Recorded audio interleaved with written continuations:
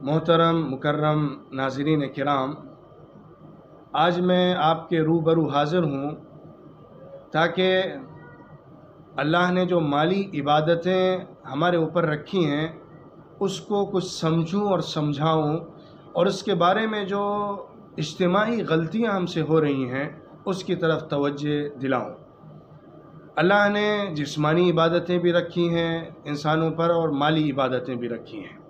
جسمانی عبادتوں کا نظام بھی عطا فرمایا ہے اور مالی عبادتوں کا ایک مکمل نظام عطا فرمایا ہے۔ جب تک ہم اس نظام کو فالو نہیں کرتے، جب تک ہم اس سسٹم پر نہیں آتے، جب تک ہم انسٹرکشنز، گائیڈنس اور کنڈیشنز کو فالو نہیں کرتے، اس وقت تک ہم اس کے عملی اجتماعی نتائج سے فیضیاب نہیں ہو پاتے جو اللہ نے شریعت میں رکھے ہیں۔ دوستوں، مالی عبادت کچھ وہ ہے جو فرض ہے اور باقی حصہ وہ ہے جو نفل ہے۔ میں بات یہاں سے شروع کرتا ہوں کہ انسان کے پاس مال جو آتا ہے، انسان مال جو کماتا ہے،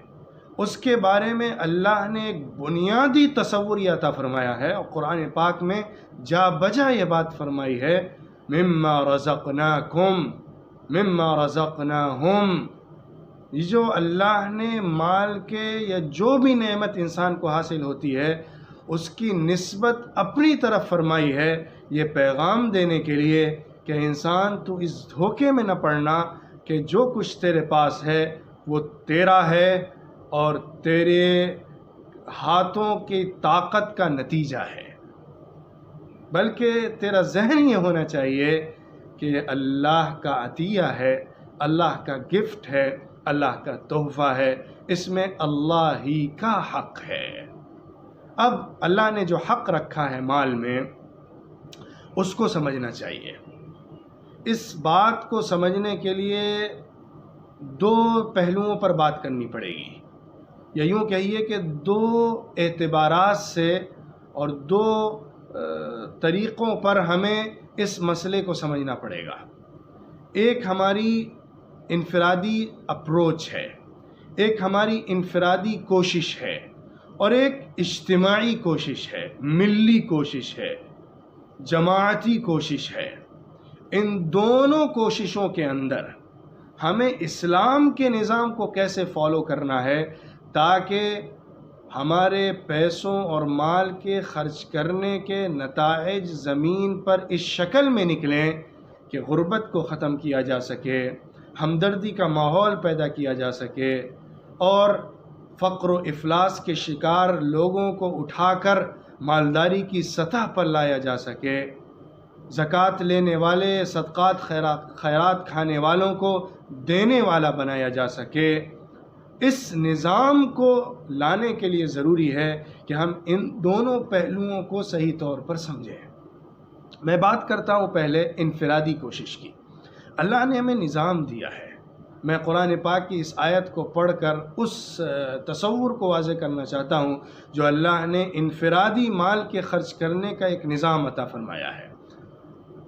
وَاعْبُدُوا اللَّهَ وَلَا تُشْرِكُوا بِهِ شَيْئًا وَبِالْوَالِدَيْنِ إِحْسَانًا وَبِذِي الْقُرْبَى وَالْيَتَامَى وَالْمَسَاكِينِ وَالْجَارِ ذِي الْقُرْبَى وَالْجَارِ الْجُنُبِ وَالصَّاحِبِ بِالْجَنبِ وَابْنِ السَّبِيلِ۔ اللہ نے اپنا حق رکھا ہے کہ توحید کو ماننا ہے، اللہ کی پرستش کرنا ہے، اللہ کے ساتھ کسی کو شریک نہیں ٹھہرانا ہے، اور اس کے بعد بندوں کے حقوق کی تفصیلات ذیلی عناوین کے ساتھ اللہ نے بیان فرمائی ہیں۔ اللہ کا حکم ہے کہ والدین کے ساتھ احسان کرنا ہے۔ لفظ بھی احسان کا استعمال کیا گیا، صرف پیسہ دے دینے کا نہیں، صرف انفاق کا نہیں، صرف بذل المال کا نہیں، بلکہ لفظ احسان استعمال کر کے ان تمام پہلوؤں کو سمیٹ لیا گیا ہے جو ایک انسان کے دوسرے انسان سے اچھے رشتے کو استوار کرتے ہیں۔ والدین کے ساتھ حسن سلوک، والدین کے ساتھ احسان، ہمارے مال میں پہلا حق اللہ رب العزت جو بیان فرما رہا ہے وہ والدین کا ہے۔ اسی لیے ایک جگہ اللہ کے رسول صلی اللہ علیہ وسلم نے فرمایا انت ومالک لیبیک، کہ تو اور تیرا مال تیرے باپ کا ہے۔ اس کے بعد ذی القربہ کو لایا گیا، وَبِذِی الْقُرْبَى، جو رشتہ دار ہیں۔ اور پھر رشتہ داروں میں بھی کیٹیگری ہوتی ہے، درجات ہوتے ہیں۔ سب سے پہلے انسان کے بیوی بچے ہیں، پھر اس کے بعد بھائی بہن ہیں، پھر اس کے بعد چچا ہیں، ان کی اولاد ہیں، ذوی الارحام ہیں، اور پھر دور کے رشتہ دار، جتنے دور آپ ہوتے چلے جائیں وہ بنتے جائیں گے۔ پھر اس کے بعد جو سوشل طریقے پر جو ہمارے سماج میں جو ایک درجہ بندیاں ہوتی ہیں اور لوگوں کی کیٹیگریز بنائی گئی ہیں، ضرورت مندوں کی، حاجت مندوں کی، اس کو بھی اللہ رب العزت نے سلسلہ وار بیان فرمایا۔ والیتامى،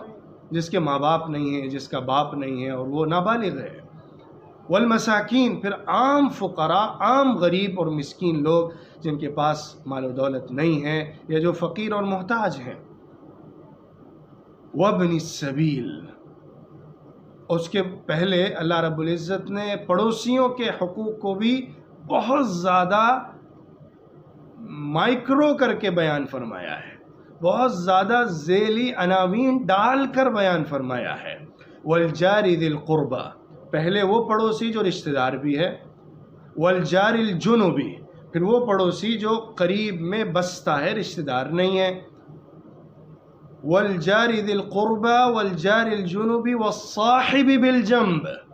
پھر وہ جو آپ کے گھر کا پڑوسی تو نہیں ہے لیکن کسی سفر یا کسی موقع پر کچھ وقفے کے لیے، کچھ وقت کے لیے آپ کا پڑوسی بن گیا ہے، اس کے بارے میں اللہ رب العزت نے بھی وصیت فرمائی ہے، احسان کی۔ پھر اس کے بعد ایک عام مسافر کا ذکر فرمایا جو آپ کا ساتھی تو نہیں ہے، آپ کے ساتھ سفر تو نہیں کر رہا لیکن عام رہ گزر ہے، جو کسی تکلیف اور پریشانی میں ہے، اس کے ساتھ بھی احسان کرنا ہے۔ تو اللہ نے انفرادی سطح پر جو مال خرچ کرنے کا ایک سسٹم دیا ہے وہ یہ ہے کہ انسان سب سے پہلے اپنے رشتہ داروں، اپنے اعزاء و اقارب اور اپنے ماتحتوں پر خرچ کرے جن کی کفالت اس کے ذمے ہے۔ حدیث میں فرمایا گیا وَابْدَأْ بِمَنْ تَعُولُ، جو تمہارے ماتحت آتے ہیں تم ان سے شروعات کرو، تم ان سے اپنے پیسے کو خرچ کرنا شروع کرو جو تمہارے ماتحت ہیں۔ اس میں جو انسان کی بیوی ہیں، بچے ہیں اور جو بھی اس کے زیر کفالت ہیں، ان پر خرچ کرنا انسان کا پہلا حق ہے، اور ان سے پہلے اپنے اوپر حق ہے، اپنے جسم پر خرچ کرنا حق ہے۔ وَلَا تَنْسَ نَصِيبَكَ مِنَ الدُّنْيَا، دنیا میں جو تمہارا حصہ ہے اس کو مت بھولو، اس کو بھی لو، اور آخرت کے لیے جو کرنا ہے اس کو بھی کرو۔ اور اللہ نے ایک عظیم عبادت کا تصور یہ عطا فرمایا کہ انسان اپنے اوپر، اپنے ماتحتوں کے اوپر جو ضروریات کا سامان لا کر خرچ کرتا ہے اور ان پر پیسہ لگاتا ہے، ان پر مال خرچ کرتا ہے، وہ بھی عبادت کا جز ہے، وہ بھی فرائض کی ادائیگی کی شکل میں ایک بڑی ذمہ داری کو پورا کر کے اللہ کی طرف سے اجر و ثواب کے استحقاق کا سبب ہے۔ اس کے بعد آپ دیکھیے پڑوسیوں کا جو معاملہ آتا ہے، اس میں ایک بڑی عظیم حدیث ہے جو ہمیں اس انفرادی سطح پر مال کے حقوق کی ادائیگی کی کوشش کو واضح کرتی ہے۔ ایک حدیث میں اللہ کے رسول صلی اللہ علیہ وسلم سے اماں عائشہ رضی اللہ عنہ نے پوچھا، اے اللہ کے رسول، اگر میں کچھ کھانا پکاؤں اور میرے دو پڑوسی ہیں لیکن کھانا دونوں کے ہاں بھیجنے کے لیے کافی نہیں ہے، میں ایک کو بھیجنا چاہتی ہوں، کس کو بھیجوں؟ حضور صلی اللہ علیہ وسلم نے جو جواب دیا وہ یہ تھا کہ جس کا گھر یا جس کا دروازہ تمہارے دروازے سے قریب ہو اس کو بھیجو۔ ایک بالکل گراؤنڈ لیول سے جو مال کے خرچ کرنے کا انفرادی سطح پر نظام دیا جا رہا ہے وہ یہ ہے کہ انسان کی ذات سے جتنا قریب جو ہوگا اس کا اسی قدر حق اس کے مال میں بنتا چلا جاتا ہے۔ اس کو حق دینا ہوتا ہے کہ وہ اس کے اندر اپنے مال کی حصہ داری کرے اور ان لوگوں تک پہنچائے جن کی ذمہ داری اس کے اوپر عائد ہوتی ہے۔ پھر عام فقیر، مسکین، یتیم، غربا ہیں جو ہمارے مال کے حقدار بنتے ہیں، ان کو حسب ضرورت اور حسب موقع اور حسب جگہ دینا ہے۔ آپ کے قریب میں جو پڑوسی میں رشتہ دار ہو اور حقدار ہو تو وہ سب سے زیادہ حق رکھتا ہے آپ کے مال کے اندر۔ پھر اس کے بعد آپ کا پڑوسی جو آپ کا رشتہ دار نہیں ہے وہ حق رکھتا ہے۔ پھر آپ کا مسلمان پڑوسی جو ہے وہ حق رکھتا ہے، اور غیر مسلم پڑوسی اس کے بعد حق رکھتا ہے۔ اس سے آگے بڑھ کر آپ دیکھیے، جو آپ کے ماتحت یا آپ کے زیر نگرانی کام کرنے والے لوگ ہیں، ان کا حق آپ کے مال میں پہلے بنتا ہے، ان کو دیا جائے۔ بہرحال انفرادی سطح پر ایک انسان کی ذمہ داری ہوتی ہے کہ وہ اپنے مال کو اس نظام اور اس ترتیب سے خرچ کرے کہ وہ اپنے سراؤنڈنگ کو ایک مضبوط یونٹ بنا کر بہترین طریقے پر کفالت کے نظام کو مستحکم بنائے، اور ایک ذات کے ذریعے سے، اس کے مال کے ذریعے سے، اس کے آس پاس کے حصے میں جو اس سے فکری طور پہ، خونی طور پہ، جسمانی طور پہ، زمینی طور پہ جڑا ہوا ہے، وہ ایک مضبوط یونٹ بن جائے۔ اس نظام کو اچھی طرح سمجھیے، اور اسی ترتیب کو ذہن میں رکھتے ہوئے اپنے مال کی حصہ داریاں کریے، اور اس کے اندر دوسروں کے حقوق پہنچائیے۔ اب میں بات کرنا چاہتا ہوں اجتماعی مالی نظام کی۔ جس طرح ہماری عبادتوں کا ایک اجتماعی نظام ہے، اسی طرح ہماری مالی عبادتوں کا بھی ایک اجتماعی نظام ہے۔ حضور اکرم صلی اللہ علیہ وسلم کے زمانے میں زکوٰۃ کلیکٹ کی جاتی تھی، اینالائز کر کے صحیح طریقے پر آبزرویشن کے بعد اس کو ان مستحقین تک پہنچایا جاتا تھا جو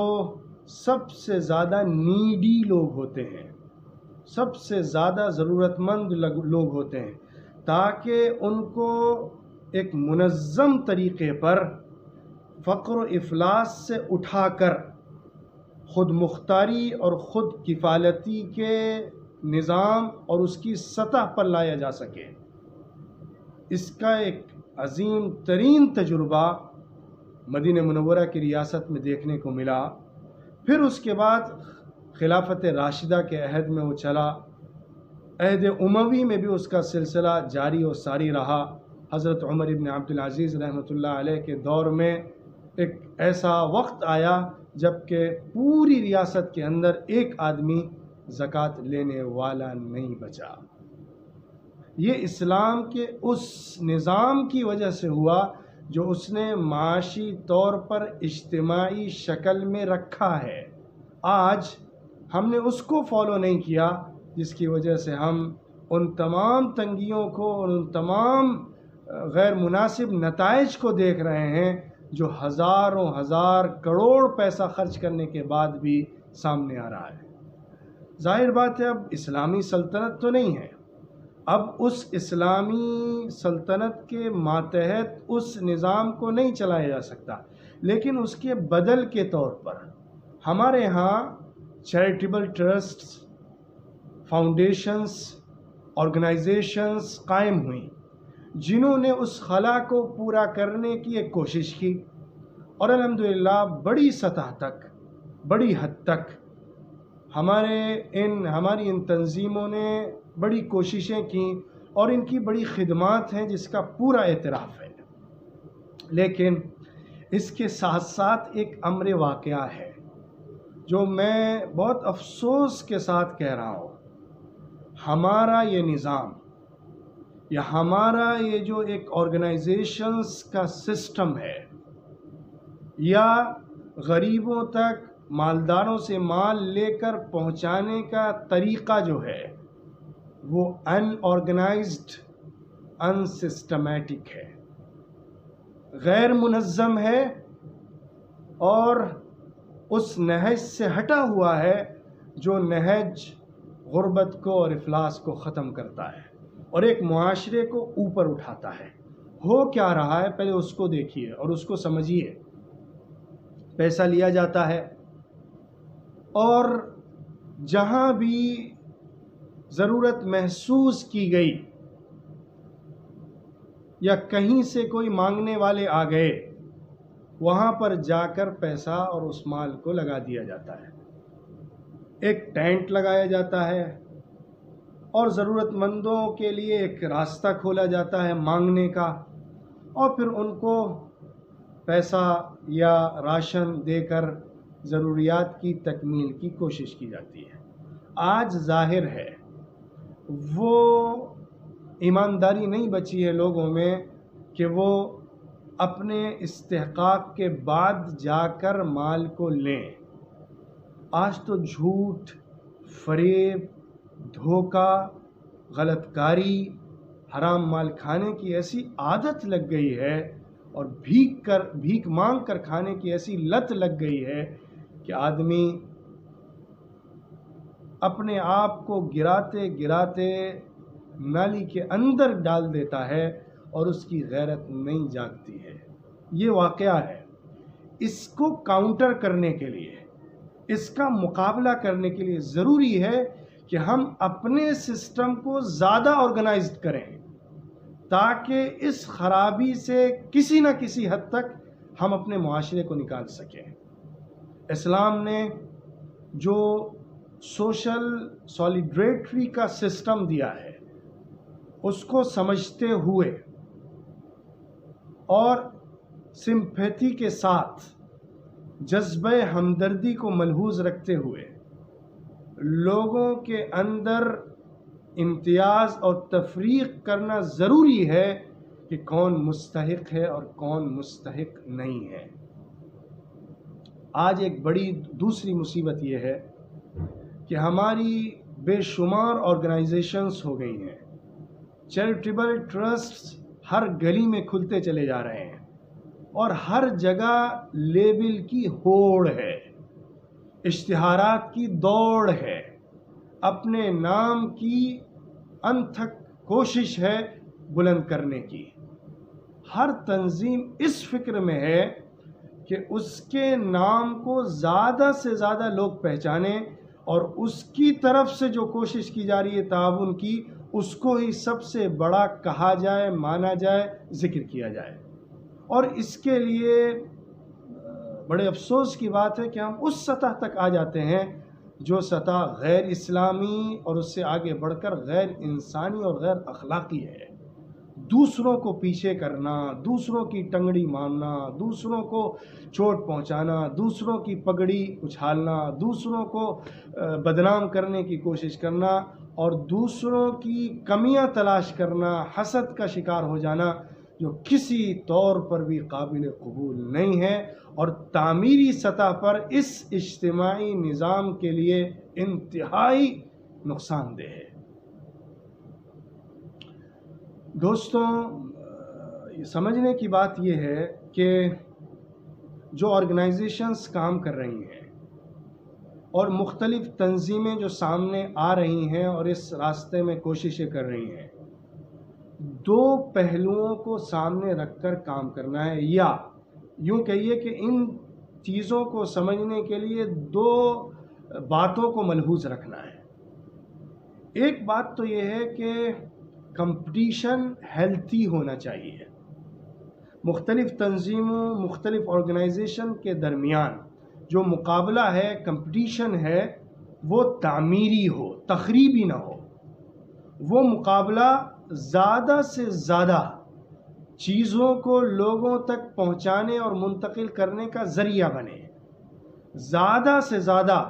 غربت کو ختم کرنے کا سبب بنے اور اس کے نتائج زمین پر زیادہ سے زیادہ نکلیں۔ یہ ہے جو ہیلتھی کمپٹیشن ہے، جس کی ضرورت ہے کہ وہ ہو اور رہنا چاہیے۔ دوسری بات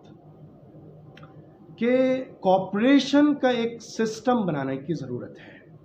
کوآپریشن کا ایک ایسا نظام ہونا چاہیے جس کی بنیاد پر کم از کم انفارمیشن شیئرنگ ہو، معلومات کا تبادلہ کیا جائے تاکہ ایک جگہ پر جتنی ضرورت ہے اتنا ہی سامان پہنچے، کسی بھی تنظیم کے ذریعے سے پہنچے۔ ایسا نہ ہو کہ ایک جگہ ضرورت سے زیادہ سامان پہنچ جائے اور دوسری جگہ جو زیادہ ضرورت مند تھی وہاں کچھ بھی سامان نہ پہنچے۔ جہاں ظاہری یا اشتہار کا فائدہ ہو وہاں تمام تنظیمیں لپکیں، اور جہاں یہ فائدہ حاصل نہ ہو وہاں کوئی بھی نہ جائے۔ یہ ایک ایسا تکلیف دہ منظرنامہ ہے جو ہم اپنی آنکھوں سے مشاہدہ کر رہے ہیں۔ مختلف تنظیموں کے درمیان ایک ایسا کوآپریشن یونٹ کا نظام ہونا چاہیے کہ جس کی بنیاد پر ڈیٹا شیئرنگ ہو، انفارمیشن شیئرنگ ہو، جس کی بنیاد پر ان کی کوششوں کو دوسروں کے سامنے لایا جائے اور دوسرے اس کو مد نظر رکھتے ہوئے دوسری جگہ اپنی کوششیں کریں، تاکہ سماج میں تمام حصوں تک اس فائدے کو پہنچایا جا سکے جو فائدہ ہمارا ان مالی مدد اور تعاون کی شکل میں ہوتا ہے۔ آج لاک ڈاؤن کے زمانے میں ایسی خبریں ملیں کہ کچھ جگہوں پر اتنا راشن تقسیم ہوا کہ سال بھر کے لیے کافی ہو جائے۔ بعض گھر والوں نے اتنا راشن جمع کیا ہے کہ وہ اپنے تمام خاندان کے ساتھ مہینوں بیٹھ کر کھائیں تو ان کو کچھ ضرورت نہیں پڑے گی، لیکن اس کے باوجود بہت سے ایسے علاقے ملیں گے جہاں پہ آج بھی بھوک سے لوگ مر رہے ہیں، جہاں بھی آج بھوک و پیاس کا شکار ہو کر تڑپ تڑپ کے جانے جا رہی ہیں۔ ہزاروں کلومیٹر پیدل چل چل کے مزدور ہلکان ہوئے جا رہے ہیں، ان کو راستوں میں کھانے کو 2 لقمے اور پانی کے 2 گھونٹ نہیں مل رہے ہیں۔ یہ بھی ایک منظرنامہ ہے، یہ بھی ایک صورتحال ہے۔ یہ کیوں ہوا؟ کیونکہ ہمارا نظام آرگنائز نہیں ہے، کیونکہ ہمارے اندر، ہماری آرگنائزیشنز کے اندر ایگو پرابلم کی وجہ سے،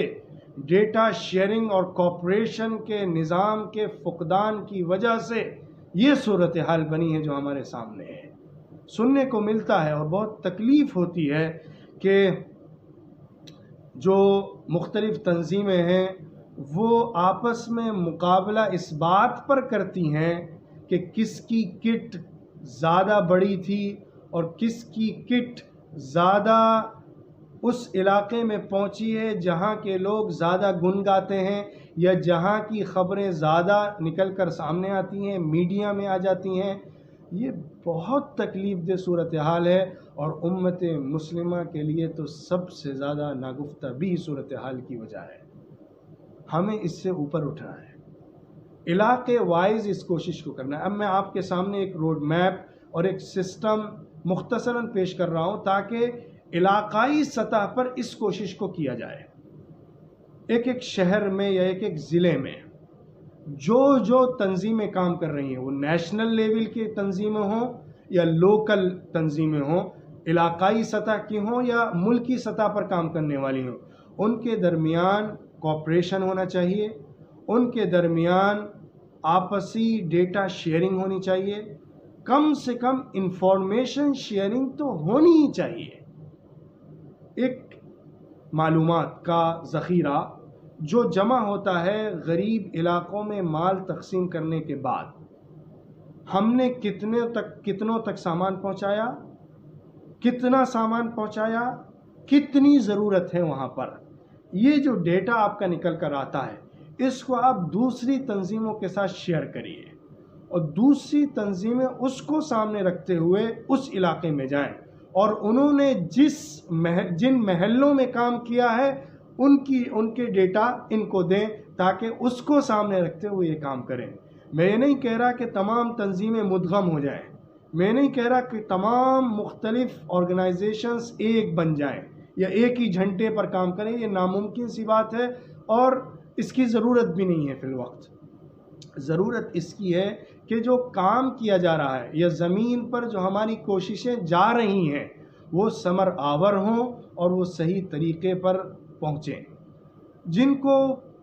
اتنی بڑی تعداد میں اور اتنی بڑی مقدار میں سامان ملتا چلا جا رہا ہے، ان کے اندر پھر کام کرنے کا مادہ ختم ہوتا چلا جاتا ہے، ان کے اندر محنت کرنے کا جذبہ ختم ہوتا جاتا ہے، ان کے اندر مانگنے کی سوچ بڑھتی چلی جاتی ہے، اور جو بھوک سے مر رہا ہوتا ہے اس کے سامنے تو پھر زندگی کا کوئی معنی ہی نہیں بچتا ہے. ان دونوں کو جوڑنا، ان کو جو ضرورت سے زیادہ پہنچ رہا ہے نکال کر، جن کو نہیں پہنچ رہا ہے ان تک پہنچانا ضروری ہے. تمام آرگنائزیشنز اور چیریٹیبل ٹرسٹس کے لیے، فاؤنڈیشنز کے لیے کہ وہ کوآپریشن کے ساتھ اس کام کو کریں تاکہ زمینی سطح پر جو نتائج نکلنے ہیں، جو فائدے حاصل ہونے ہیں وہ حاصل ہو سکیں، اور اس کو علاقائی سطح پر یونٹ بنا کر کام کرنے کی ضرورت ہے تاکہ اس کے نتائج اور اثرات آنکھوں کے سامنے ان علاقوں میں دیکھنے کو ملیں اور تجربے کی بنیاد پر اس سے دوسرے لوگ بھی فائدہ اٹھائیں.